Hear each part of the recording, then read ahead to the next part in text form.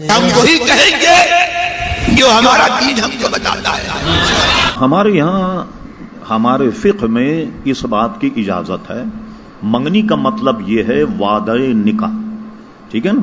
جیسے ام المومنین حضرت عائشہ صدیقہ رضی اللہ تعالیٰ عنہ کی منگنی ہو گئی، حضور علیہ السلام مکہ میں ہوئی، مدینہ منورہ میں حضور کے گھر آئیں، تو منگنی میں تو کوئی حرج نہیں۔ ایک محفل جب ہو، دونوں طرف سے جب ہاں ہو جائے، اگر وہ منگنی کی محفل ہو تو منگنی ہو گئی، اگر نکاح کی محفل ہو تو نکاح ہو جائے گا۔ اور یہ منگنی کا ہونا اس اعتبار سے بھی صحیح ہے کہ وہ 2 مہینے 4 مہینے 6 مہینے رہے، کم سے کم دونوں خاندان ایک دوسرے کو سمجھ لیں۔ وہ جو روایت نا جھٹ منگنی پھٹ گیا کہ صبح منگنی اور شام میں نکاح، اس میں کہیں نہ کہیں تساہل ہو جاتا آدمی کو پہچاننے میں، آدمی کو شناخت کرنے میں۔ اور اس قسم کی منگنی یعنی فریقین وعدہ کر لیں کہ ٹھیک ہے ہم آپ کی بیٹی دیں گے، وہ کہیں گے بیٹی لے لیں، یہاں تک تو ٹھیک۔ مگر جو آج کل کی منگنی ہے، میرا خیال ہے کسی اچھے بھلے کھاتے پیتے آدمی کے یہاں شادی کی بھی اتنی تقریب نہیں ہوگی جتنے منگنی میں ہوتی۔ منگنی الگ ہے تو ہلدی الگ ہے تو مہندی الگ ہو، پتہ نہیں کیا کیا محفلیں، بلکہ بڑے لوگوں میں ایک ایک مہینے تک یہ محفلیں چلتی۔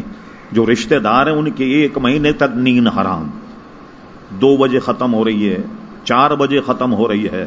اب ظاہر ہے کہ ایسی منگنی جس میں لاکھوں روپیہ برباد ہو، یہ سب فضول خرچی ہے۔ اتنی منگنی ٹھیک ہے، جیسے ہمارے یہاں میمن کا چونکہ آپ نے حوالہ دیا، تو میمنی میں رواج پرانا یہ ہے، اس کو کہتے ہیں بڑی چائے۔ کیا سمجھے صاحب؟ دودھ میں پستہ بادام ڈال کر جو اس کو کہتے ہیں بڑی چائے، تو بڑی چائے جب پلا دی گئی تو یہ سمجھو کہ بھئی منگنی ہو گئی۔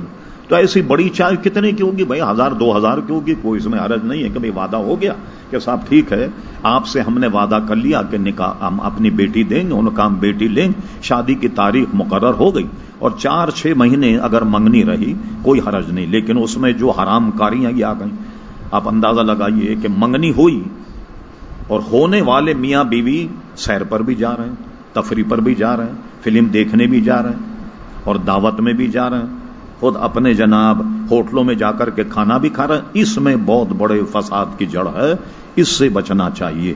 جب تک شادی نہ ہو جائے اس وقت تک لڑکی لڑکے کے ساتھ جانا اس کا حرام ہے، وہ نامحرم کے ساتھ جا رہی، اس لیے اس سے بچنا